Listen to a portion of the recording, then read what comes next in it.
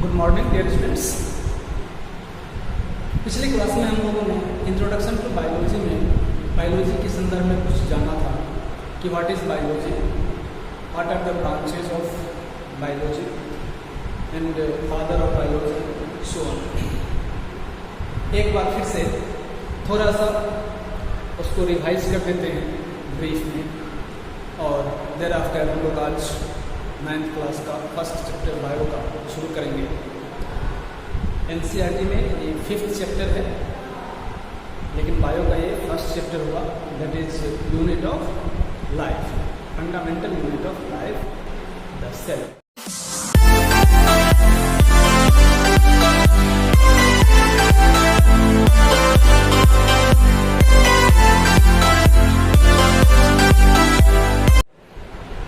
थोड़ा सा एक बार ब्रीफ रिव्यू कर लेते हैं।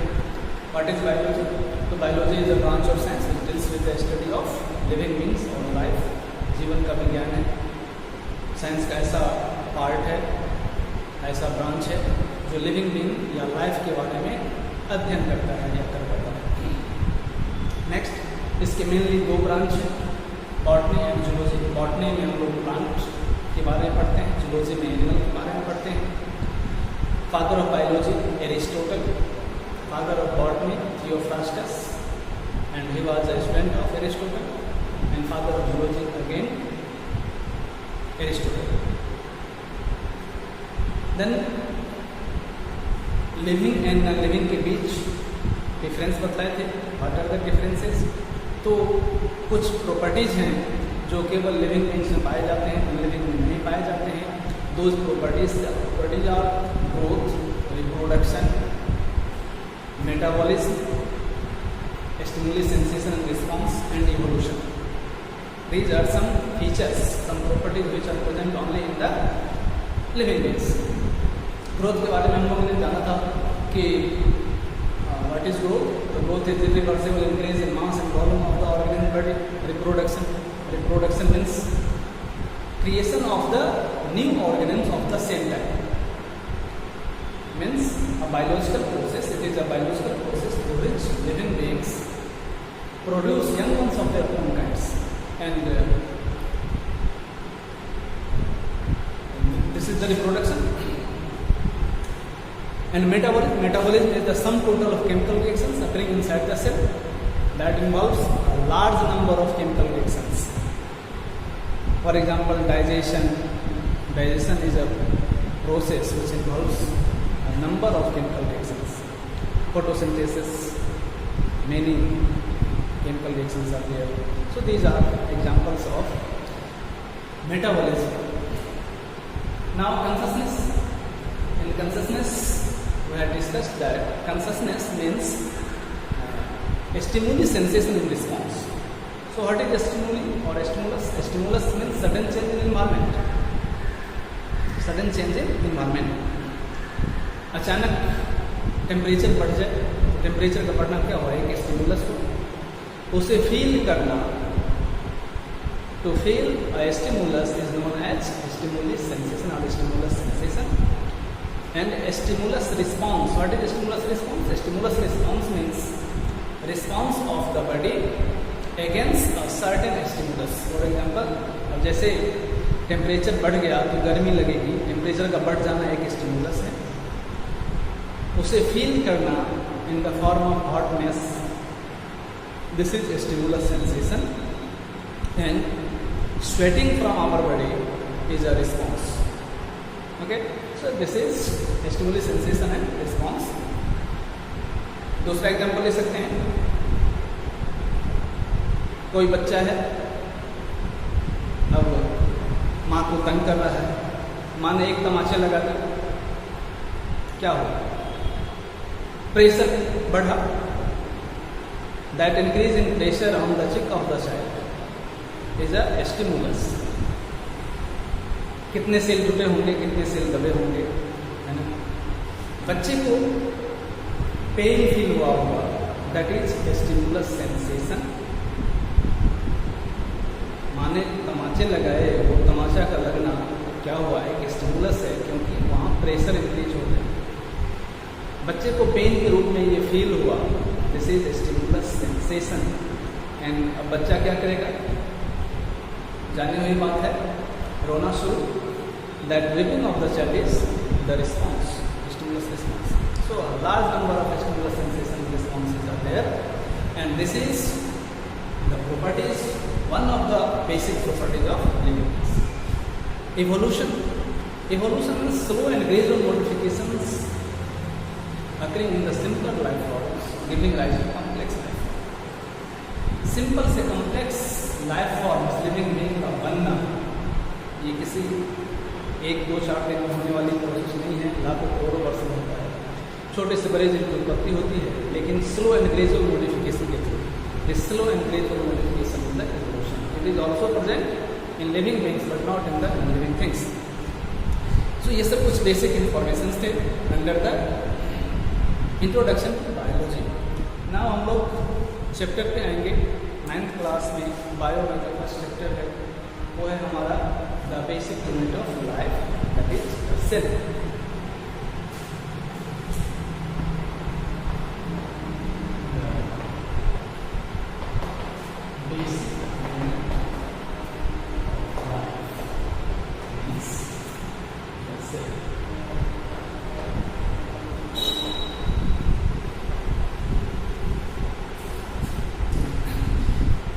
सेल के बारे में थोड़ा सा जानिए। सेल शब्द की उत्पत्ति लैटिन भाषा के एक शब्द सेलुलर से, there is a Latin word,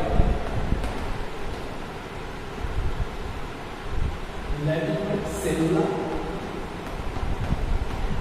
and cellular means hollow space. Cellular means hollow space। इसी सेलुलर शब्द से सेल शब्द डिराइव किया गया है। So the word cell, the term cell is derived from a Latin word cellula, and cellula means hollow space. किन्होंने ये सब किया था? The term cell was given by Robert Hooke, and the cell was also discovered by the ये सब उन्होंने दिया। कैसे दिया, कैसे उन्होंने सेल की खोज की?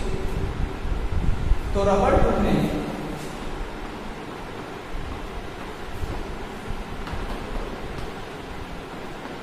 रॉबर्ट हुक 1675 अपने ही द्वारा निर्मित एक कंपाउंड माइक्रोस्कोप से सेल की स्टडी कर रहे थे। और स्टडी क्या उन्होंने क्या किया, तो thin slice of bottle cork, उन्होंने बोटल कॉर्क का एक थिन स्लाइस लिया, बहुत पतला परत लिया, और बोटल कॉर्क किस चीज का बना होता है, तो वुड का, हल्की लकड़ी का बना होता है वो। अंडर माइक्रोस्कोप उन्होंने देखा, माइक्रोस्कोप में उन्होंने देखा तो उन्हें हेक्सागोनल हॉलो स्पेसेस दिखाई दी। Hexagonal hollow spaces, hexagonal means 6 sided, hexagonal hollow spaces दिखाई दे रही हैं। और इन्हीं हॉलो स्पेसेस को उन्होंने क्या कहा गया, सेल्स, दी जाता सेल्स। तो सबसे पहले सेल की जो डिस्कवरी हुई, सेल को जो खोजा गया वो उनके द्वारा खोजा गया, रॉबर्ट हुक के द्वारा खोजा गया था। लेकिन उन्होंने जो खोजा था वो इस सेल को खोजा था, डेड सेल को खोजा था। It was dead cell, it was a dead cell. And actually उन्होंने सेल को देखा नहीं था, बल्कि वास्तव में तो उन्होंने देखा था क्या, सेल वाला, क्योंकि जो बॉटल कॉर्क है वो क्या है, ड्राईवुड है, सेल सूख चुका है, प्रोटोकॉल सूख चुका है, तो उसका जो हेक्सागोनल हॉलो स्पेस था, उसकी जो बाउंड्री थी वो क्या था, वास्तव में सेल वाला था। तो एक्चुअली उन्होंने सेल वाल को देखा था, लेकिन इस तरह से सेल की डिस्कवरी हुई और कहते हैं कि cell was discovered by Robert.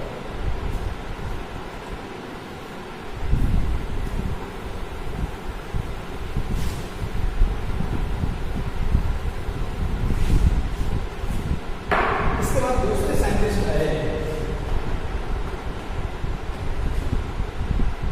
लीवेन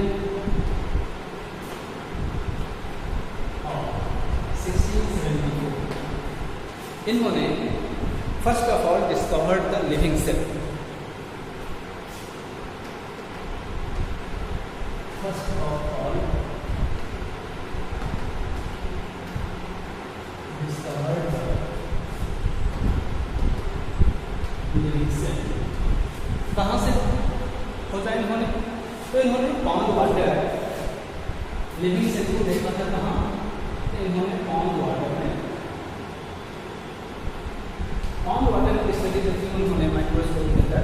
तो उसमें बहुत सारे छोटे छोटे ऑर्गेनिज्म दिखाई दिए और निश्चित रूप से वो प्रोटोजोन्स हैं। इस तरह से लिविंग सेल की स्टडी, लिविंग सेल की डिस्कवरी उनके द्वारा की गई, तो लीवेनहॉफ के द्वारा की गई 1674 में। तो सेल इस तरह से डिस्कवर्ड हुई। अब सेल को हम डिस्क्राइब करेंगे या डिफाइन करेंगे, कैसे डिफाइन करेंगे? तो very simply the cell is the basic unit of life और लिविंग बीइंग। वेरी सिंपली हम कहेंगे the cell is the basic unit of life और living being.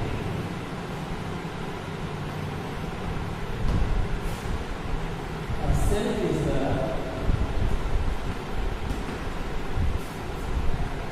basic or fundamental unit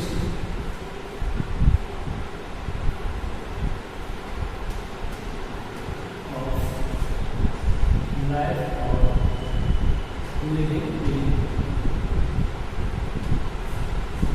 या हम कह सकते हैं कि cell is the structural functional unit of life and living beings. और क्या कह सकते हैं कि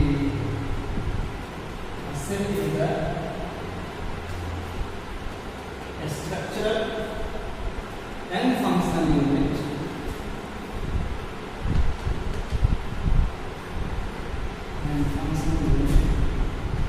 ऑफ लाइफ और living beings.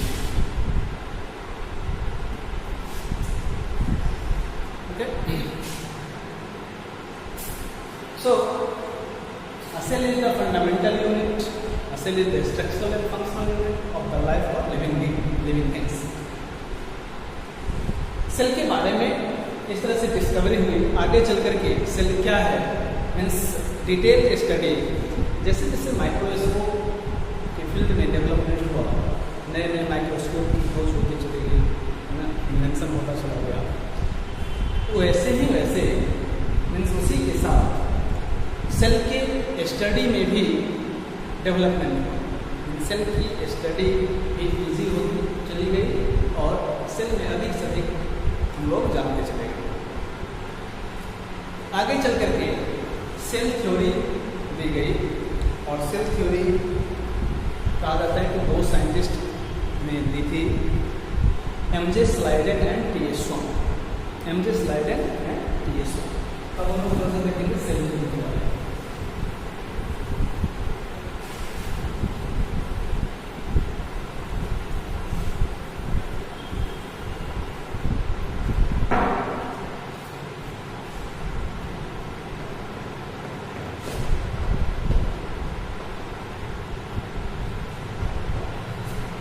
Cell given by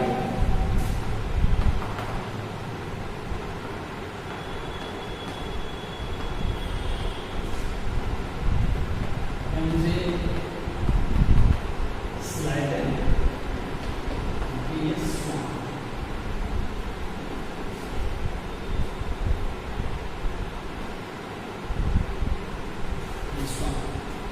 एक 1838 में और दूसरे 1839 में। MJ Schleiden and T.S.. Schwann actually अलग अलग सेल पे अलग अलग जगह पे काम कर रहे हैं। एमजे स्लाइडेन एक जर्मन बॉटनिस्ट थे, जबकि स्वान जो थे वो ब्रिटिश जूलॉजिस्ट थे। दोनों अलग अलग जगह पे काम कर रहे थे, एक प्लांट सेल पे काम कर रहे थे और दूसरे एनिमल सेल पे काम कर रहे थे, लेकिन दोनों की जो फाइंडिंग्स थी वो सेम थी। दोनों को सेम कंक्लूजन मिला। एक को 1838 में, है ना, उन्होंने कंक्लूजन मिला, दूसरे को 1839 में मिला। तो साइंस में एक परिपाटी है कि कोई भी वर्क पहले जो साइंटिस्ट दे देते हैं उनके नाम से हो जाता है। लेकिन यहाँ चूँकि दोनों अलग अलग थे, अलग अलग जगह पे काम कर रहे थे, इसलिए कॉपी करने की कहीं कोई गुंजाइश नहीं थी। तो कहा गया कि नहीं, दोनों के वर्क को कंसिडर किया जाएगा और जो सेल थ्योरी दी गई वो दोनों के नाम में ऐड हुआ कि दोनों साइंटिस्ट ने ये सेल थ्योरी दी। तो वास्तव में ये सेल थ्योरी क्या कहते हैं? सेल थ्योरी में उन्होंने क्या कहा? एमजे स्लाइडर एंड टी स्वान ने सेल थ्योरी में क्या कहा? तो सिंपल भाषा में यदि सेल थ्योरी को हम समझना चाहे तो कुछ पॉइंट्स हैं इसके। दैट इज सिंपली तो कहते हैं कि cell is the structural and functional unit of life. ये सेल थ्योरी है। इसको अगर हम पॉइंट वाइज करके थोड़ा समझें तो कहेंगे कि a cell is the structural unit of life or living being.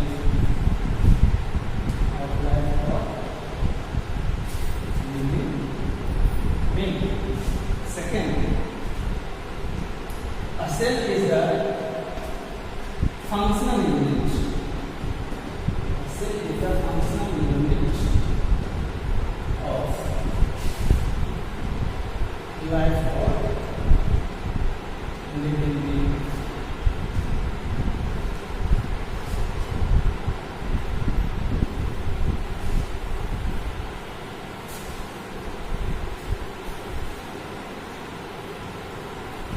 Next point, cell is also a hereditary unit, and sum total of the function of cells is the function of the whole body. So, cell is the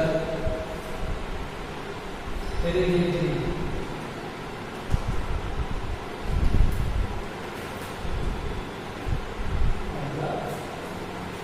living being.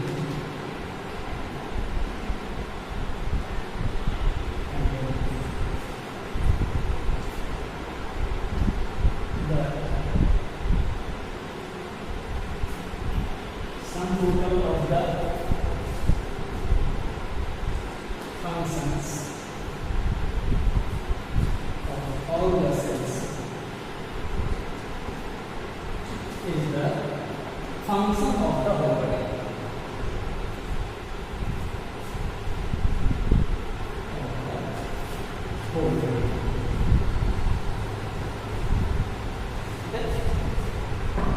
So this is all about the cell theory. Cell is the structural unit, cell is the functional unit, hereditary unit. Sum total of the functions of all the cells is the function of the whole body. Hereditary unit क्यों कहेंगे इसे? कोई भी organism है, खास करके लिए sexually reproducing organism अगर देखेंगे ना, तो किसी ऑर्गेनिज्म का जो डेवलपमेंट होता है, ऑरिजिन होता है, वो सेल के थ्रू होता है। One cell from male parent and other cell from female parent, दोनों कंबाइन करके एक सिंगल सेल का फॉर्मेशन करते हैं और उस सिंगल सेल से ही ऑर्गेनिज्म का डेवलपमेंट होता है। इस तरह से ये हेरिडिटरी यूनिट भी हो जाता है। हमारे बॉडी के जो भी फंक्शन हम देख रहे हैं, जब हम रेस्पिरेशन कर रहे हैं, कोई वर्क कर रहे हैं, ये बॉडी का फंक्शन ऐसे नहीं है, बल्कि इसके पीछे हमारे डिफरेंट सेल्स लगे हैं और उन सेल के जो फंक्शंस हैं उनको जब हम सम टोटल कर देंगे, उन फंक्शन को सम टोटल जब करेंगे हम, तो ये बॉडी का फंक्शन कहलाएगा। So this is the cell theory. इससे आगे अब जानना ये है कि कोई भी सेल, बॉडी में तो डिफरेंट तरह के सेल्स हैं, है ना, डिफरेंट तरह के सेल हैं, तो क्या वो डिपेंडेंटली काम करते हैं एक दूसरे पे या इंडिपेंडेंटली काम करते हैं? कहते हैं कि सेल जो भी फंक्शन है सेल के वो इंडिपेंडेंट है, बट उनका जो ओवरऑल होगा फंक्शन बॉडी के रिस्पेक्ट में, तो वो क्या होगा, integral part of the body की फॉर्म होगा। ठीक है, जैसे अगर हमारे पैर में कांटा छूट जाए तो एक सेल है सेंसरी नर्व जो इस मैसेज को लेके ब्रेन को देगा, उसका काम कंप्लीट हो गया। ब्रेन सेल अपना काम करेगा, एक मैसेज एक कमांड तैयार करेगा कि पैर हटा लेना है, ये ब्रेन सेल का काम भी कंप्लीट हो गया, मैसेज या कमांड दे दिया, तैयार कर दिया। दूसरा सेल होगा, दूसरा नर्व सेल, मोटर सेल कहते हैं, वो इस मैसेज को लेके आएगा, वो अपना काम कर दिया, किसे दे देगा, मसल सेल को दे देगा, और पैर का जो मसल का सेल है वो कंट्रैक्ट कर जाएगा और पैर वापस हट जाएगा। इस तरह से हम देखते हैं कई सेल इसमें इन्वॉल्व हैं, सारे अपने अपने काम कर रहे हैं, सब इंडिपेंडेंटली वर्क कर रहे हैं, अपना जो काम है वो कर रहे हैं। लेकिन जब बॉडी में देखते हैं तो बॉडी का एक काम हुआ प्रोटेक्शन ना, तो उनका एग्रीगेट जो है वो बॉडी का फंक्शन है। स्ट्रक्चरल यूनिट मतलब बनावट का यूनिट। फॉर एग्जांपल कोई रूम है, कोई बिल्डिंग है, वो बिल्डिंग बना हुआ है ब्रिक से, ईंट से बना हुआ है, तो एक ईंट उसका क्या है, स्ट्रक्चरल यूनिट, फंक्शनल यूनिट, काम करने का यूनिट। सब अपना अपना काम कर रहा है और सबको जब जोड़ देंगे तो बॉडी का एक फंक्शन हो जाएगा। तो cell is the structural functional unit of life. देखिए स्लाइड में स्वान ने जो सेल थ्योरी दी थी उसमें कुछ कमी रह गई। कमी ये रह गई कि उन्होंने ये नहीं बतलाया कि जो न्यू सेल का फॉर्मेशन होगा वो कहाँ से। इस कमी को दूर की दूसरे साइंटिस्ट ने एंड 1855 में रुडोल्फ वर्चो नाम के साइंटिस्ट ने एक सेल थ्योरी का एक पार्ट दिया उन्होंने, जिसे कहते हैं cell lineage theory. And cell lineage theory में उन्होंने कहा ओमनी सेलुला ई सेलुला। What does it mean? ओमनी सेलुला ई सेलुला means each cell arises from a pre-existing cell. So this is known as the cell lineage theory. और तब जाकर के सेल थ्योरी कंप्लीट हो जाती है। तो सेल थ्योरी में स्लाइडन, स्वान एंड रुडोल्फ वर्चो, ये तीन साइंटिस्ट के नाम आते हैं। और रुडोल्फ वर्चो ने क्या जोड़ा था, तो उन्होंने कहा था ओमनी सेलुला सेल्ला, that is each cell arises from a pre-existing cell. So that is that Rudolf Virchow. Rudolf Virchow 1855। क्या दिया उन्होंने? उन्होंने दिया था एक थ्योरी जिसे कहते हैं सेल लिनिएज थ्योरी। और सेल लिनिएज थ्योरी में कहा, क्या कहा उन्होंने? उन्होंने कहा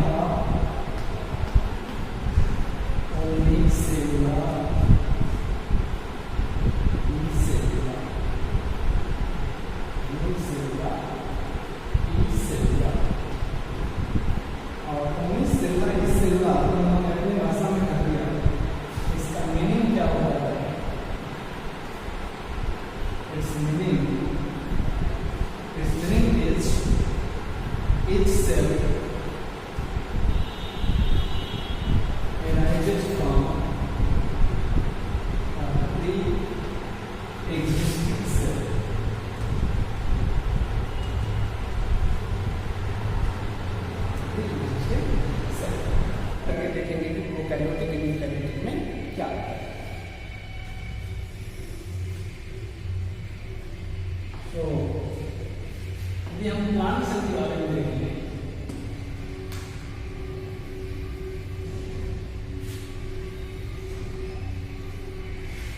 दिस इज प्लाज्मा। सबसे ऊपर सेल वॉल होता है, उसके नीचे प्लाज्मा मेम्ब्रेन होता है, उसको कहते हैं सेल मेम्ब्रेन। प्लाज्मा मेम्ब्रेन और सेल मेम्ब्रेन। इसके ऊपर थिक स्ट्रक्चर है,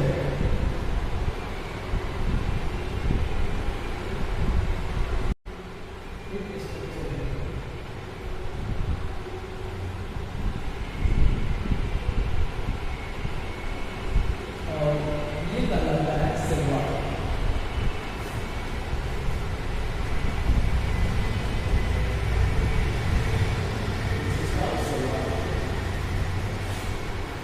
सेल वॉल थिक स्ट्रक्चर है, हार्ड स्ट्रक्चर है, पोरस स्ट्रक्चर।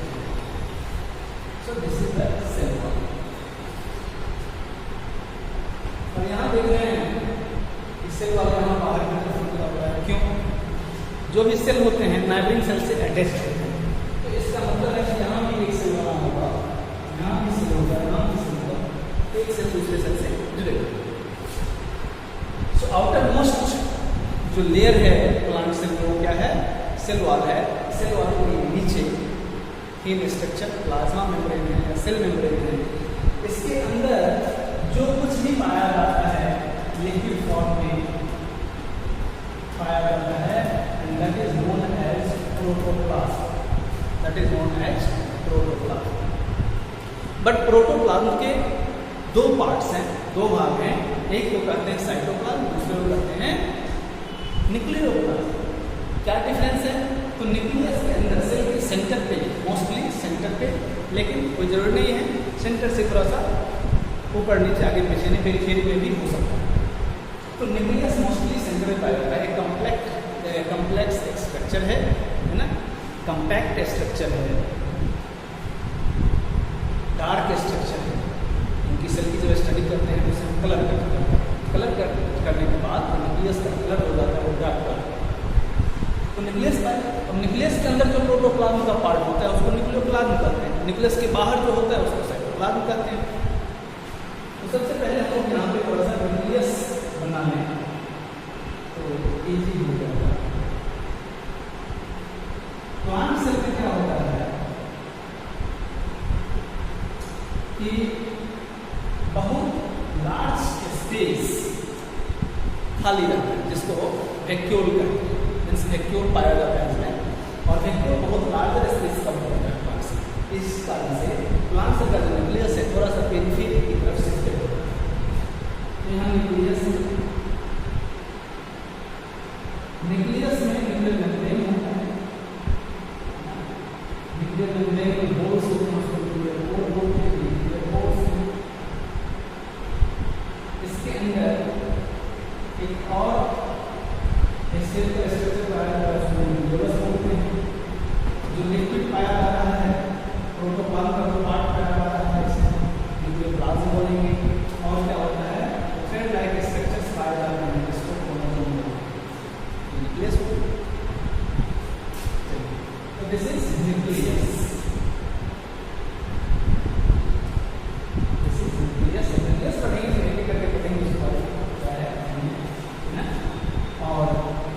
न्यूक्लियस के अंदर लिक्विड है उसको कहेंगे न्यूक्लियोप्लाज्म। न्यूक्लियस के बाहर जो लिक्विड है, न्यूक्लियर मेम्ब्रेन है, प्लाज्मा के बीच जो लिक्विड पाया जा रहा है, जो सब्सटेंस मौजूद है, उसको कहेंगे cytoplasm. That is cytoplasm.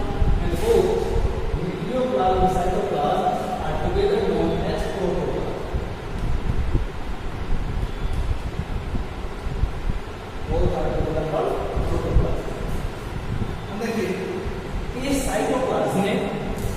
Minute particulated structures पाए जाते हैं, पार्टिकल जैसे स्ट्रक्चर्स पाए जाते हैं, माइक्रोस्कोपिक स्ट्रक्चर, डिफरेंट तरह के स्ट्रक्चर्स पाए जाते हैं, वो सेल ऑर्गेनेल कहलाते हैं। तो सेल ऑर्गेनेल में mitochondria, endoplasm, reticulum, plastids, these are the fundamental cell organelles. So यहाँ this is endoplasmic reticulum.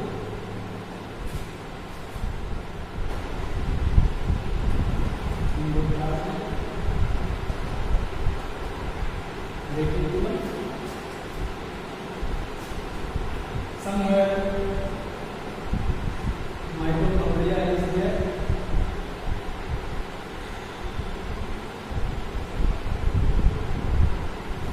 Mitochondria.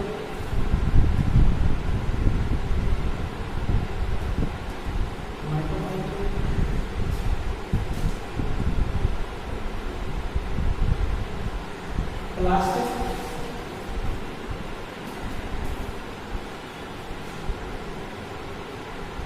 is also plastic.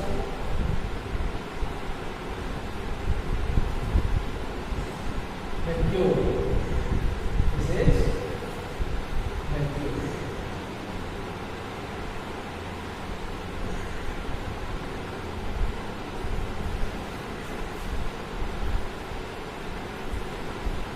Vacuole is very prominent in the plants.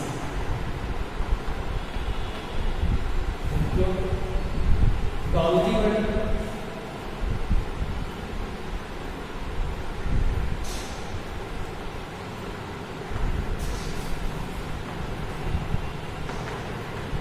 Golgi word is also cell.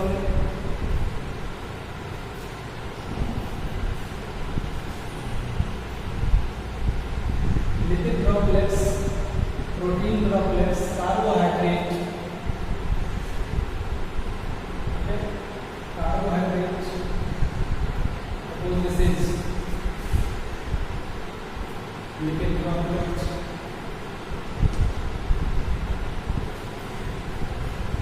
Protein droplet.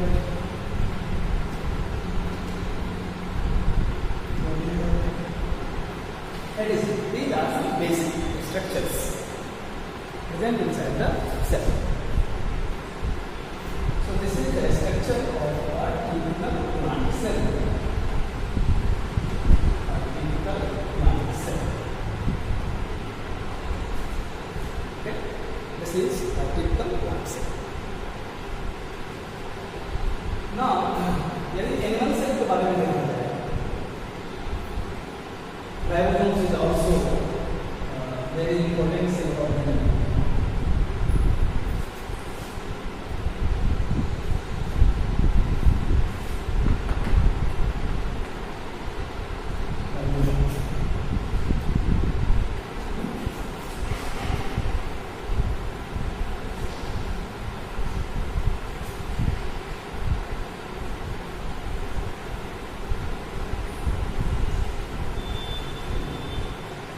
So this is the plant cell. Now animal cell. यदि animal cell की चर्चा हम लोग करें, animal cell को देखें तो certain difference है plant and animal cell.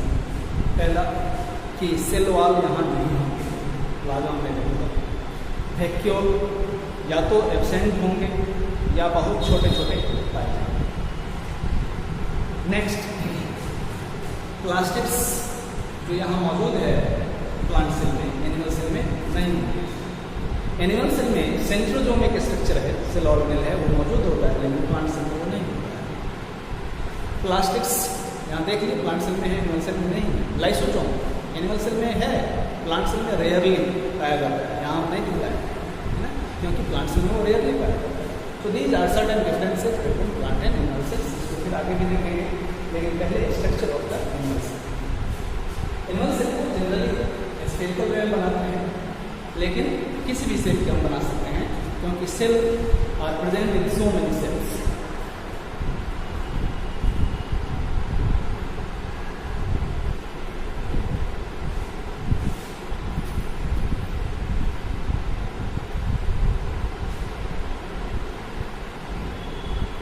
This is the plasma membrane.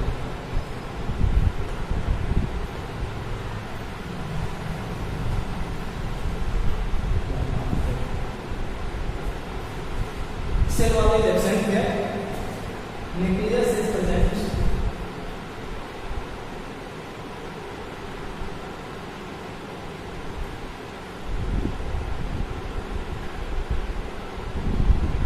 Nucleus is present at the center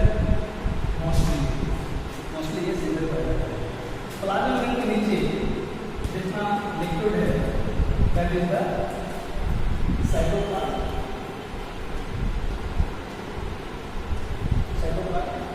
And the nucleus के अंदर जो लिक्विड मौजूद है वो प्लाज्मा है, that is the nucleoplasm. Okay, this is nuclear pores in the nuclear membrane. Both are together known as protoplasm. Both are together called protoplasm. Thereafter, other cell organelles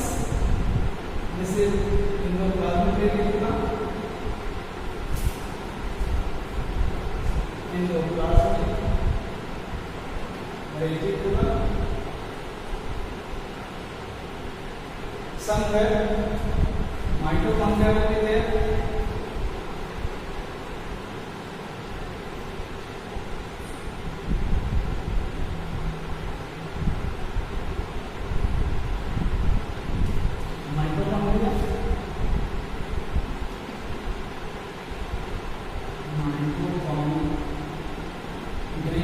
Singular is mitochondria, plural is mitochondria.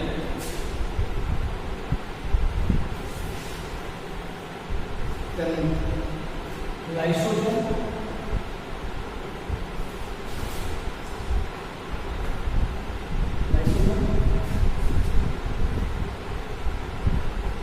Golgi body,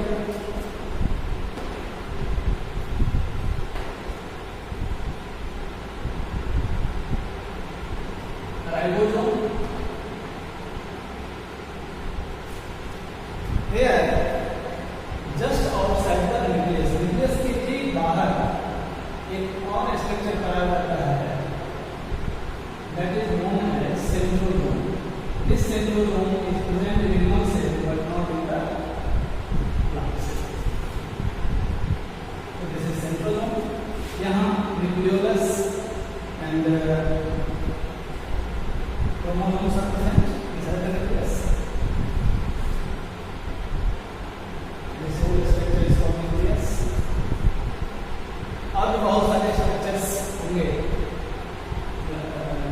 Golgi body is there, mitochondria, lysosome. Then tubules, protein tubules, microtubules is called microtubules.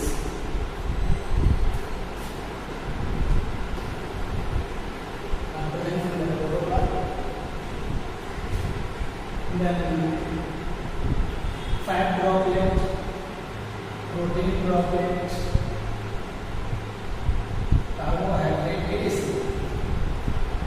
Many components.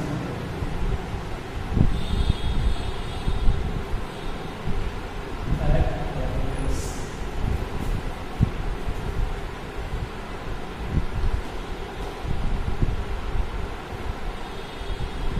Protein droplet. And other structure, cilia or flagella may be present. Cilia and flagella, cilia or flagella may be present. So cilia and flagella are thread-like structures. Thread-like structures arising from the cell. This is flagella.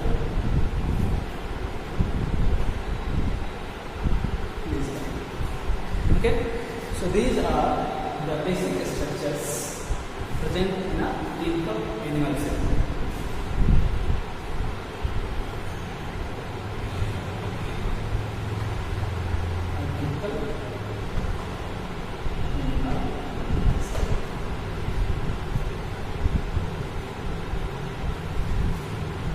Okay.